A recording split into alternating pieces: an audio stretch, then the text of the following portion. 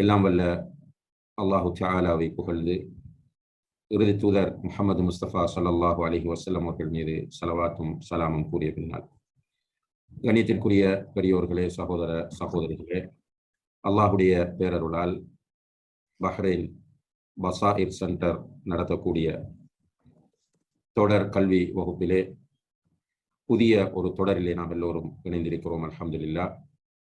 அந்த வகையிலே இந்த நம்முடைய வகுப்பிலே ஜின்கள், ஷைத்தான்கள், அதுபோல சூனியம், கண்திருஷ்டி போன்ற பல விஷயங்கள் பற்றிய முக்கியமான தகவல்களையும் அவற்றிலிருந்து நாம் எவ்வாறு நம்மை பாதுகாத்துக் கொள்வது என்பது தொடர்பாகவும் பார்க்க இருக்கின்றோம். அந்த வகையிலே இன்றைய வகுப்பில் ஜின்கள் தொடர்பான சில முக்கியமான குறிப்புகளை நாம் தெரிந்து கொள்வது பொருத்தமானதாக இருக்கும் என்று கருதுகின்றேன்.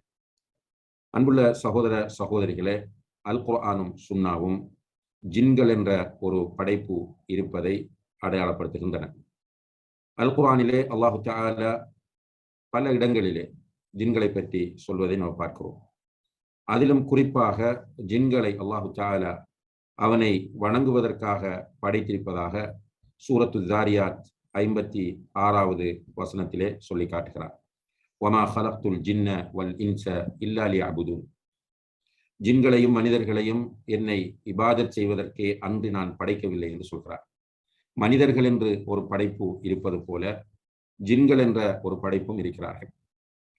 மனிதர்களை இபாதத் செய்வதற்காக படைத்தது போலதான் ஜின்களையும் இபாதத் செய்வதற்காகவே அல்லாஹு தஆலா படைத்திருப்பதாக இந்த வசனம் நமக்கு சொல்லுகிறது. அதே போல சூரத்துல் அன்ஆம் 130வது வசனத்திலே யா மஅஷரல் ஜின்னி வல் இன்சி, ஜின் மனித கூட்டத்தினரே என்று அல்லாஹு தஆலா அழைத்து, அலம் யத்திக்கும் ருசுலும் மின்கும் யகுஸ்ஸூன அலைக்கும் ஆயாதி, உங்களுக்குள்ளிருந்து தூதர்கள் உங்களுக்கு வரவில்லையா என்னுடைய வேத வசனங்களை ஓதி காண்பிப்பதற்காக என்று அல்லாஹு தஆலா கேட்கிறார். இப்போ மனிதர்களுக்கு தூதர்கள் வந்தது போல ஜின்களுக்கும் தூதர்கள் வந்திருக்கிறார்கள் என்பதை அல்லாஹு தஆலா சொல்லி காட்டுகிறார். இப்போ ஜின்கள் என்பவர்கள் ஒரு தனியான உலகமாகும். அவர்களுக்கென்று தனியான தன்மைகள் காணப்படுகின்றன. மனிதர்களுக்கும் அவர்களுக்கும் இடையில் சில விஷயங்களில் ஒற்றுமை இருந்தாலும் பல விஷயங்களிலே மனிதர்களுக்கும் ஜின்களுக்கும் இடையிலே வேறுபாடு இருக்கிறது. குறிப்பாக ஜின்கள் என்கிற ஒரு படைப்பு இருக்கிறார்கள் என்று நாம் நம்புகிற அதே நேரத்தில் அல்லாஹு தஆலா சூரத்துல் அஅராஃப் 27வது வசனத்தில் ஜின்களை நாம் பார்க்க முடியாது, அவர்கள் நம்மை பார்ப்பார்கள் என்பதை சொல்லி காட்டுகிறார். இன்னஹு யராக்கும் ஹுவ வ கபீலுஹு மின் ஹைஸு லா தரவுனஹும், நிச்சயமாக ஜின்களும் அவர்களுடைய கூட்டத்தினரும் உங்களை பார்ப்பார்கள், நீங்கள் அவர்களை பார்க்க மாட்டீர்கள் என்பதை அல்லாஹு தஆலா சொல்லி காட்டுகிறார். இந்த வசனத்தை வைத்து உலமாக்கள் ஜின் என்றாலேயே மறைந்து இருக்கக்கூடியவர்கள் என்பது அர்த்தமாகும். இந்த படைப்பு நம்முடைய கண் பார்வைக்கு புலப்படாமல் மறைந்திருப்பதனால் இதனை ஜின் என்று அழைப்பதாக அறிஞர்கள் குறிப்பிடுகிறார்கள். இந்த ஜின்களை பொறுத்தவரையில் அல்லாஹு தஆலா அவர்களை நெருப்பிலிருந்து படைத்ததாக அல் குர்ஆனிலே சொல்லி காட்டுகிறார். வல் ஜான ஹலக்னாஹு மின் கப்லு மின் நாரி ஸமூம். அதே போல சூரத்துர் ரஹ்மான் 15வது வசனத்தில் வஹலகல் ஜான மின் மாரிஜின் மின் நார், ஜின்கள் நெருப்பிலிருந்து படைக்கப்பட்டவர்கள் என்பதை அல்லாஹு தஆலா இந்த வசனத்திலே சொல்லி காட்டுகிறான். அதே போல சஹீஹ் முஸ்லிமிலே பதிவு செய்யப்பட்டிருக்கிற ஒரு ஹதீஸிலே நபிகள் நாயகம் ஸல்லல்லாஹு அலைஹி வஸல்லம் அவர்கள் சொல்கிறார்கள், குலிகத்தில் மலாயிகத்து மின் நூர், மலக்குகள் ஒளியிலிருந்து படைக்கப்பட்டவர்கள். வஹுலிகல் ஜான் மின் நார், ஜின்கள் நெருப்பிலிருந்து படைக்கப்பட்டவர்கள். வஹுலிக ஆதம் மிம்மா உஸிஃப லக்கும், ஆதம் அலைஹிஸ்ஸலாம் அவர்கள் உங்களுக்கு வர்ணிக்கப்பட்ட அந்த களிமண்ணிலிருந்து படைக்கப்பட்டவர்கள் என்பதை அல்லாஹு தஆலா சொல்லி காட்டுகிறார். எனவே நபிகள் நாயகம் ஸல்லல்லாஹு அலைஹி வஸல்லம் அவர்கள் சொல்லி காட்டுகிறார்கள். எனவே இந்த குர்ஆன் வசனங்களும் ஹதீஸும் ஜின்கள் நெருப்பிலிருந்து படைக்கப்பட்டவர்கள் என்பதை நமக்கு உணர்த்துகின்றன. இந்த ஜின்களை பொறுத்தவரையில் அவர்கள் இருக்கிறார்கள் என்பதை நாம் எல்லோருமே அல்ஹம்துலில்லாஹ் ஏற்றிருக்கிறோம். அஹ்லு சுன்னா வல் ஜமாத்தை சேர்ந்த முஸ்லிம்களில் யாருக்குமே ஜின்கள் என்ற ஒரு படைப்பு இருக்கிறார்கள் என்பதிலே கருத்து வேறுபாடு கிடையாது. வேறு சிலர் அதிலே வழிகாட்டிலே இருக்கிற சிலர், அஹ்லு சுன்னாவுக்கு புறம்பான கொள்கையில் இருக்கிற சிலர் ஜின்கள் தொடர்பான சர்ச்சைகளை கிளப்பினாலும் அஹ்லு சுன்னா வல் ஜமாத்தை பொறுத்தவரையில் ஜின்கள் என்ற ஒரு படைப்பு இருக்கிறது. அந்த ஜின்கள் நெருப்பிலிருந்து படைக்கப்பட்டவர்கள். அவர்கள் நம்மை பார்ப்பார்கள், நாம் அவர்களை பார்க்க முடியாது. அவர்கள் படைக்கப்பட்ட நோக்கம் அல்லாஹ்வை இபாதத் செய்வதுதான் என்பன போன்ற விஷயங்களை ஈமான் கொண்டிருக்கிறோம். அல்ஹம்துலில்லாஹ். இப்ப ஜின்களை பொறுத்தவரையில் ஹதீஸ்களை நாம் பார்க்கிற நேரத்தில் அவர்கள் பல்வேறு வடிவங்களை எடுக்கக்கூடியவர்கள் என்பதும் நமக்கு புரிகிறது. உதாரணமாக அல்லாஹ்வுடைய தூதர் ஸல்லல்லாஹு அலைஹி வஸல்லம் அவர்கள் சொன்னார்கள், அல் ஜின்னு ஸலாஸத்து அஸ்னாஃபின். ஜின்கள் 3 பிரிவினராக காணப்படுகிறார்கள். சின்ஃபுன் லஹும் அஜ்னிஹா. ஜின்களிலே ஒரு சாரார் இருக்கிறார்கள், அவர்களுக்கு இறக்கைகள் இருக்கின்றன. யதீரூன ஃபில் ஹவா. அவர்கள் ஆகாயத்திலே பறந்து திரிவார்கள். இது ஒரு டைப்பான ஜின்கள். வசின்ஃபுன் ஹய்யாத்துன் வகிலாப். இன்னும் ஒரு டைப்பான ஜின்கள் இருக்கிறார்கள், அவர்கள் பாம்புகளாகவும் நாய்களாகவும் இருப்பார்கள் என்று நபிகள் நாயகம் ஸல்லல்லாஹு அலைஹி வஸல்லம் அவர்கள் சொல்கிறார்கள். மூன்றாவது வகையினர் வசின்ஃபுன் யஹில்லூன வயதானூன். தங்கி பிரயாணம் செய்யக்கூடியவர்களாக இருப்பார்கள் என்று நபிகள் நாயகம் ஸல்லல்லாஹு அலைஹி வஸல்லம் அவர்கள் சொல்லக்கூடிய செய்தி இமாம் தஹாவி ரஹ்மஹுல்லா அவர்கள் தன்னுடைய முஷ்கிலுல் ஆசார் என்கிற கிதாபிலும், இமாம் தபரானி ரஹ்மஹுல்லா முஅஜமுல் கபீரிலும் இதை கொண்டு வருகிறார்கள். ஷேக் அல்பானி ரஹிமஹுல்லா அவர்கள் இது ஆதாரபூர்வமான செய்தி என்று சொல்கிறார்கள். அப்ப ஜின்கள் நெருப்பால் படைக்கப்பட்டிருந்தாலும் கூட அவர்களுக்கு இந்த 3 விதமான வடிவங்களை எடுக்க முடிகிறது என்பதை இந்த ஹதீஸ் நமக்கு சொல்லி காட்டுகிறது. அதே போல அன்புள்ள சகோதர சகோதரிகளே, ஜின்களை பொறுத்தவரையில் மனிதர்களோடு அவர்கள் இருந்து கொண்டிருக்கிறார்கள் என்பதையும் நபிகள் நாயகம் ஸல்லல்லாஹு அலைஹி வஸல்லம் அவர்கள் சொல்கிறார்கள். சஹீஹ் முஸ்லிமிலே பதிவு செய்யப்பட்ட ஒரு ஹதீஸ், இப்னு மஸ்ஊத் ரலியல்லாஹு அன்ஹு அவர்கள் அறிவிக்கிறார்கள், அல்லாஹ்வுடைய தூதர் ஸல்லல்லாஹு அலைஹி வஸல்லம் அவர்கள் சொன்னார்கள், மா மின்கும் மின் அஹதின் இல்லா வகத் உக்கில பிஹி கரீனுஹு மினல் ஜின். உங்களில் ஒவ்வொருவரோடும் அவருடைய தோழராக ஒரு ஜின் சாட்டப்பட்டிருக்கிறார் என்று நபி ஸல்லல்லாஹு அலைஹி வஸல்லம் அவர்கள் சொல்கிறார்கள். ஒவ்வொரு மனிதரோடும் ஒரு ஜின் சாட்டப்பட்டிருக்கிறார். அந்த ஜின் அந்த மனிதரோடு சேர்ந்திருந்து கொண்டே இருப்பார். சஹாபாக்கள் இந்த செய்தியை கேட்டுக்கொண்டிருந்தவர்கள் அல்லாஹ்வுடைய தூதரிடம் கேட்கிறார்கள், வ இய்யாக யா ரசூலல்லாஹ், அல்லாஹ்வுடைய தூதரே, உங்களுக்கும் ஒருவர் இவ்வாறு சாட்டப்பட்டுள்ளாரா என்று கேட்டபோது அல்லாஹ்வுடைய தூதர் சொன்னார்கள், வ இய்யாய, எனக்கும் சாட்டப்பட்டுத்தான் இருக்கிறார். இல்லா அன்னல்லாஹ அஆனனி அலைஹி, இருந்தாலும் அந்த ஜின்னுடைய விஷயத்தில் அல்லாஹ் எனக்கு உதவி செய்திருக்கிறான். ஃபஅஸ்லம ஃபலா யஅமுருனி இல்லா பிகைர். எனக்கு சாட்டப்பட்டிருக்கிற ஜின் எனக்கு கட்டுப்பட்டிருக்கிறது, அது எனக்கு நல்லதை தவிர வேறொன்றையும் ஏவ மாட்டாது என்று நபிகள் நாயகம் ஸல்லல்லாஹு அலைஹி வஸல்லம் அவர்கள் அந்த சந்தர்ப்பத்திலே குறிப்பிட்டார்கள். எனவே பொதுவாக ஒவ்வொரு மனிதனோடும் ஒரு ஜின் இருக்கிறது என்பதை நாம் புரிந்து கொள்ள வேண்டும். இந்த ஜின்களுடைய ஆற்றல்களை பொறுத்தவரையில் அல்லாஹு தஆலா அவர்களுக்கு மனிதர்களுக்கு கொடுக்காத சில ஆற்றல்களை கொடுத்திருக்கிறார். குறிப்பாக சூரத்து நம்லிலே அல்லாஹு தஆலா 39, 40வது வசனங்களில் சுலைமான் அலைஹிஸ்ஸலாம் அவர்களுக்கு இஃப்ரீத் என்கிற அந்த ஜின் யமன் நாட்டு இளவரசியுடைய சிம்மாசனத்தை கொண்டு வந்த அந்த செய்தி, அதாவது சுலைமான் அலைஹிஸ்ஸலாம் அவர்கள் பைத்துல் முகத்தஸிலே இருக்கிறார்கள். அந்த நேரத்தில் ஒரு மனிதர் தன்னுடைய இருக்கையிலிருந்து எழும்புகிற அந்த நேரத்திற்குள், ஒரு மனிதர் உட்கார்ந்திருக்கிறவர் தன்னுடைய இருக்கையிலிருந்து எழும்புவதற்குள் அந்த இஃப்ரீத் என்கிற ஜின் போய் அந்த யமன் நாட்டு இளவரசியினுடைய சிம்மாசனத்தை கொண்டு வந்த செய்தி அல்லாஹு தஆலா சூரத்து நம்ல் 39, 40வது வசனங்களிலே சொல்லி காட்டுகிறார். எனவே இதன் மூலம் ஜின்களுக்கு அல்லாஹு தஆலா ஒரு அபரிவிதமான ஒரு ஆற்றலை, பலத்தை கொடுத்திருக்கிறார் என்பதையும் நாம் புரிந்து கொள்ள முடிகிறது. அதுபோல ஜின்களை பொறுத்தவரையில் அவர்கள் உண்பது, குடிப்பது என்கிற நிலை அவர்களிடத்திலே காணப்படுகிறது என்பதையும் ஹதீஸ்கள் நமக்கு சொல்லிக் கொண்டிருக்கின்றன. ஜின்களை பொறுத்தவரையில் அவர்கள் உண்ணக்கூடியவர்களாக, பருகக்கூடியவர்களாக அவர்கள் இருக்கிறார்கள் என்பதை ஹதீஸ்களின் மூலம் நாம் அறியலாம். குறிப்பாக சஹீஹுல் புகாரியிலே பதிவு செய்யப்பட்ட ஒரு ஹதீஸிலே ரசூல் ஸல்லல்லாஹு அலைஹி வஸல்லம் அவர்கள் ஜின்களுக்குரிய உணவை பற்றி சொல்கிறார்கள்.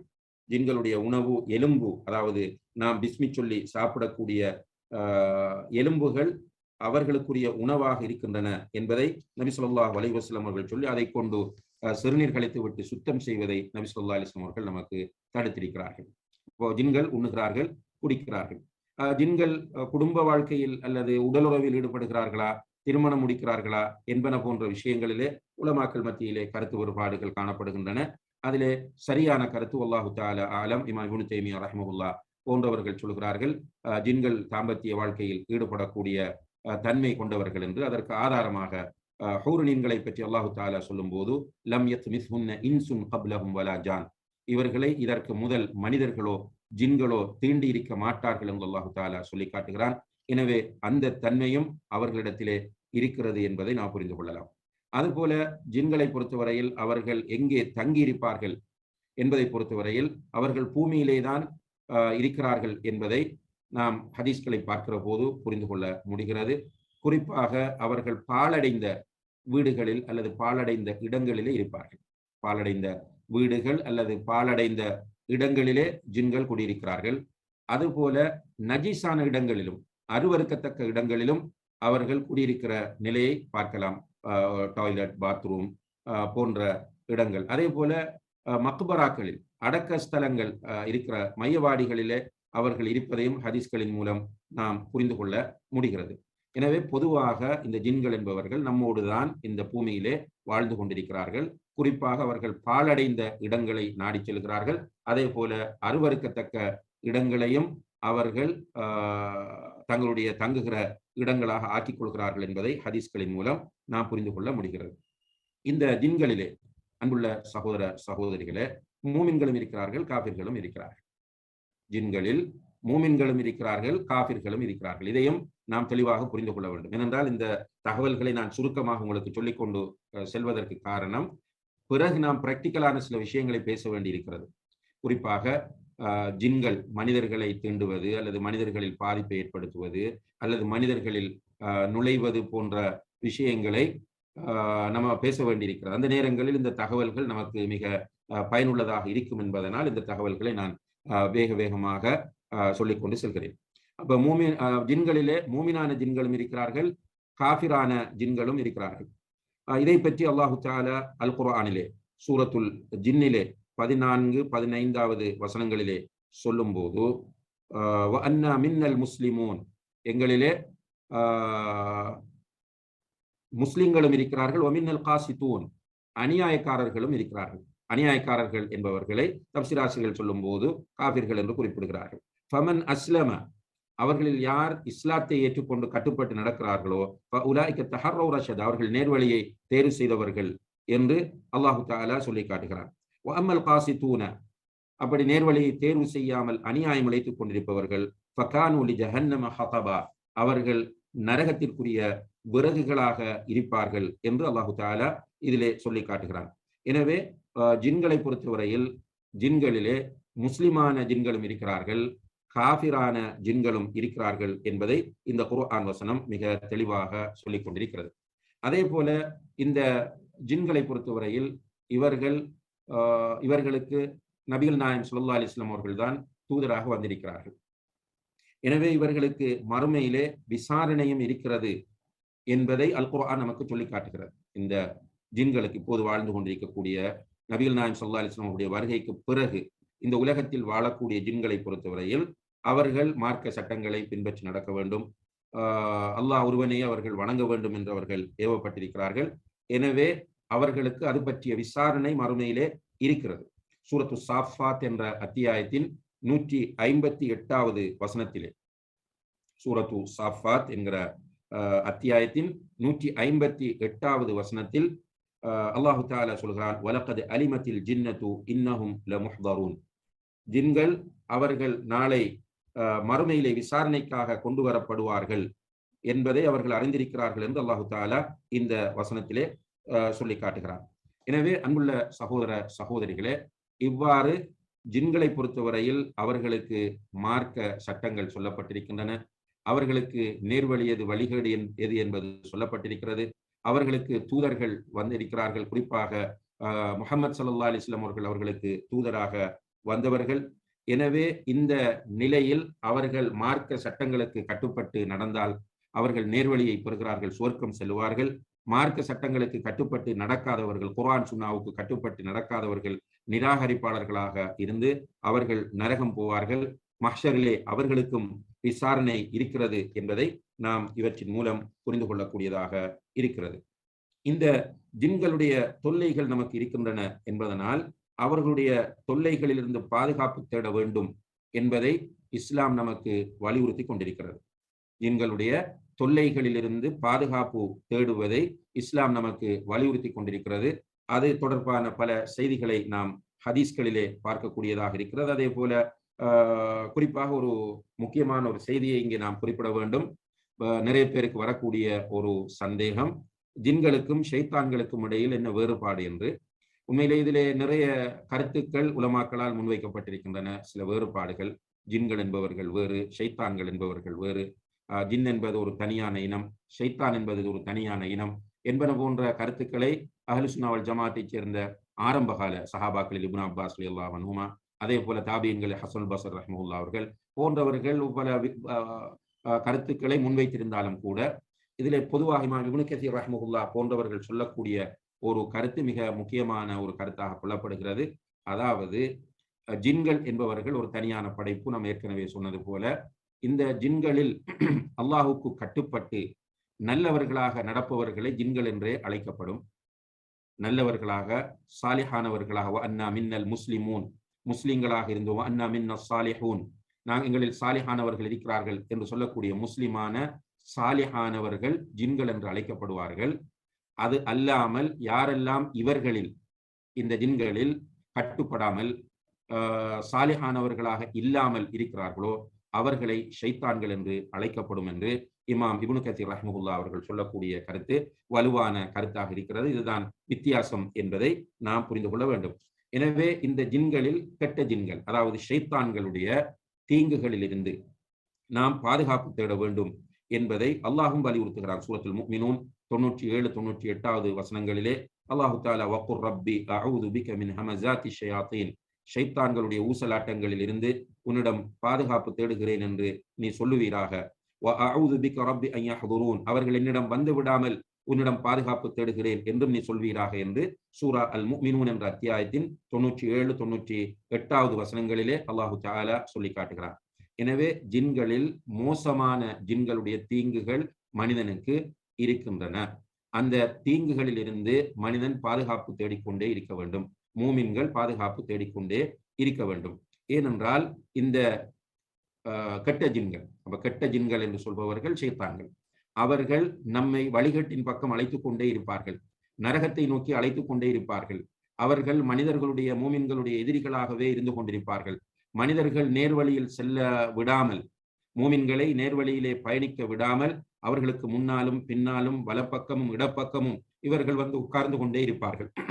எனவே இந்த கெட்ட ஜின்களுடைய தீங்குகளில் இருந்து நாம் பாதுகாப்பு தேடிக்கொண்டே இருக்க வேண்டும். அதற்காக இஸ்லாம் சொன்ன வழிமுறைகள், குறிப்பாக நம்முடைய ஈமானை பலப்படுத்திக் கொள்வது, அகீதாவை சீர் செய்து கொள்வது, அல் குர்ஆனோடு நெருக்கமான தொடர்பை ஏற்படுத்துவது, அதுபோல காலை மாலை திக்ருகளையும், தூங்குகிற போது ஓதுகிற திக்ருகளையும், வீடுகளுக்குள் நுழைகிற போது ஓத வேண்டிய திக்ருகள், துஆக்கள், இவ்வாறு சந்தர்ப்பங்களிலே நாம் கடைபிடிக்க வேண்டிய திக்ருகள், துஆக்களை நாம் ஓதி வருகிற போது இந்த ஜின்களுடைய, ஷைத்தான்களுடைய தீங்குகளில் இருந்து நாம் பாதுகாப்பு பெறலாம் என்பதை நாம் புரிந்து கொள்ள வேண்டும். இது தொடர்பாக விரிவாக நிறைய உரைகள் ஆற்றப்பட்டிருக்கின்றன. அதுபோல புத்தகங்களும் எழுதப்பட்டிருக்கின்றன, கட்டுரைகளும் எழுதப்பட்டிருக்கின்றன. அவற்றை பார்த்து அதற்கு ஏற்ப நம்மை நாம் பாதுகாப்பு ஏற்பாடுகளுக்கு உள்ளாக்கி கொள்ள வேண்டும் என்பதை நாம் புரிந்து கொள்ள வேண்டும். இந்த வகுப்பிலே இது தொடர்பான, ஜின் தொடர்பான இந்த சில முக்கியமான குறிப்புகளை நாம் இங்கே பதிவு செய்திருக்கிறோம்.